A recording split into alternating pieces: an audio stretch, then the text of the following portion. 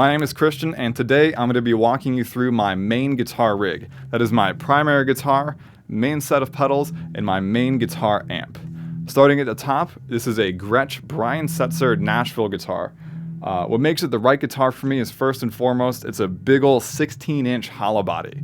It's made of laminate maple, and the reason I like the hollow body is that it makes every note, even acoustically on an electric guitar like this, sound full and rich. And my goal is simply to carry that richness throughout the whole signal. Things that also make this a practical instrument for me, the fact that it has locking tuners on the back. Even though it's a hollow body, the bridge is pinned in place, and the saddles are fully adjustable so that I can intonate it like a regular guitar. And that intonation helps me stay in tune when I'm using the Bigsby arm on it, which, you know, not to use in excess, but just to add that extra level of expression of the playing.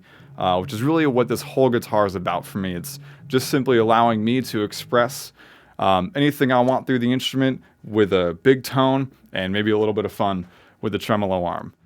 Alright, the pedal board. So usually the first thing I have in this chain is my wah pedal. The only reason I don't have it here now is because, for all intents and purposes, it's just a wah. The reason I love this one is it's made by RMC, which make really high quality handmade pedals.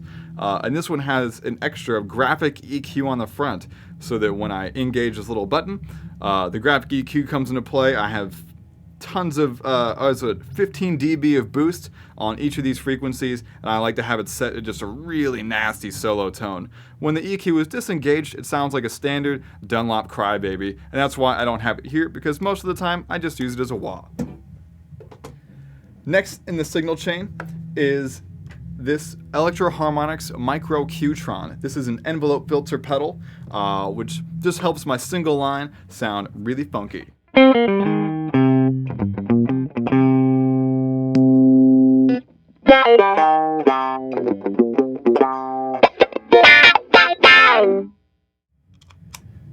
Woo. Following that, this is the Black Arts Toneworks Pharaoh Fuzz. Typically there's even a little blue piece of painter's tape down here because this LED is so bright. Anyway, it's a fuzz pedal. It sounds pretty fuzzy.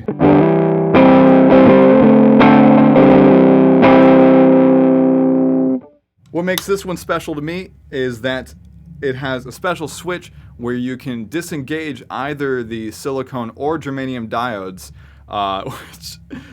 it just screams.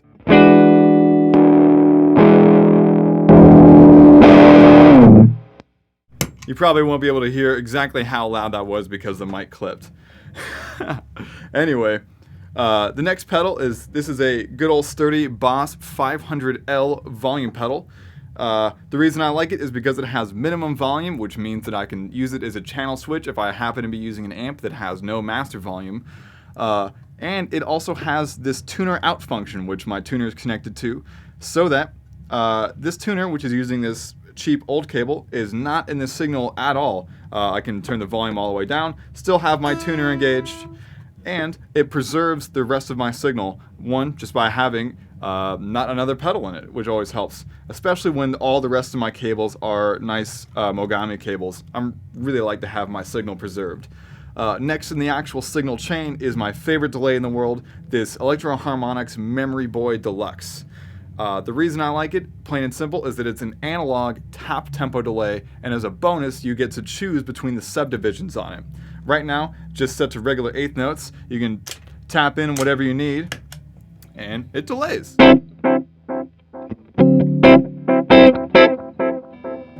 My favorite thing to do with it is to set it to these triplet modes and play reggae.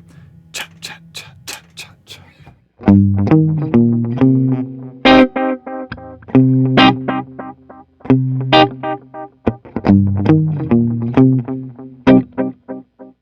Sounds really cool.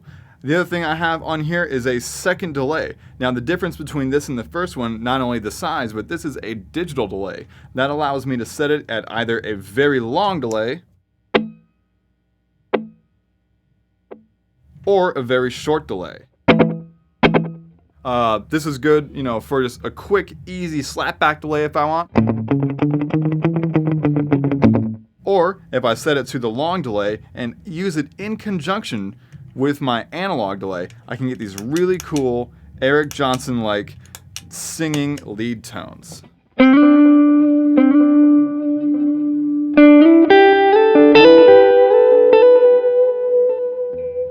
Obviously, Eric likes to play a lot more notes than I do, but it really adds a lovely top melody element to your playing. And when I use those two in conjunction with the fuzz pedal over here, it's when you can really start to get into some stadium territory.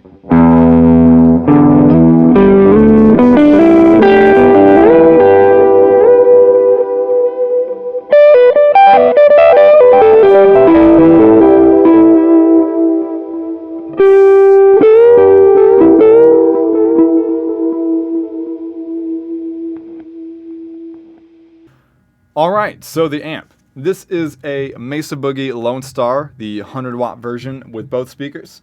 I have nicknamed mine Big Science. The reason I nicknamed it that was because, yeah, it is 100 watts of some of the cleanest amp I have heard. And this clean has also been the foundation of all the pedals that you just heard, and that sound all by itself sounds like this.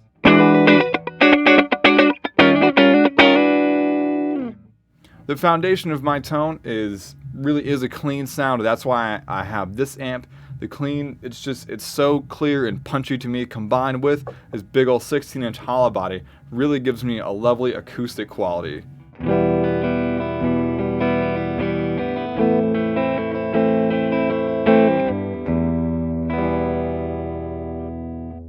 It also comes in handy for playing jazz. On this guitar, I got a couple extra switches.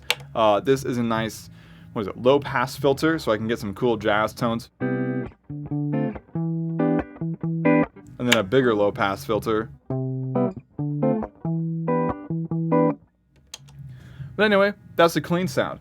It's got a really nice long reverb. I'll turn it up too much so you can hear it. This is the reverb around noon on the back.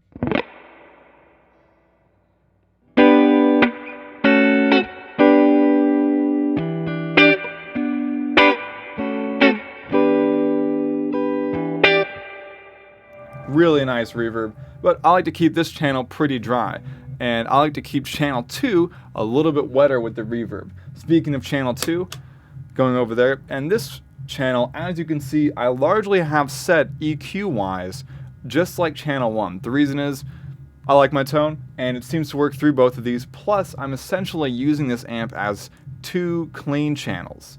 That way, I simply have 2 flavors of a lot of what is, a straight ahead sound. So here's what the overdrive channel sounds like, and I'll play that same riff I just played.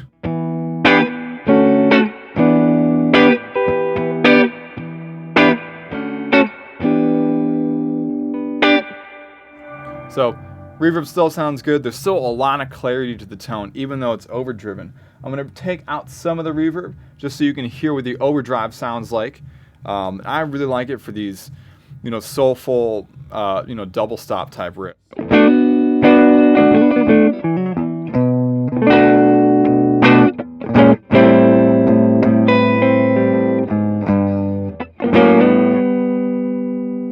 Anyway, the overdrive channel really just acts like a second clean channel so that I can play a lot of the same stuff,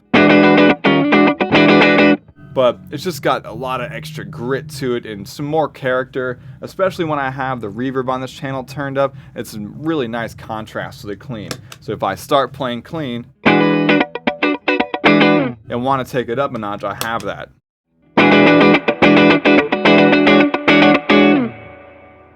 So this is my basic amp setup, combined with the pedals and this guitar. It's a full expression of what I'm really trying to get at, and I never get tired of it.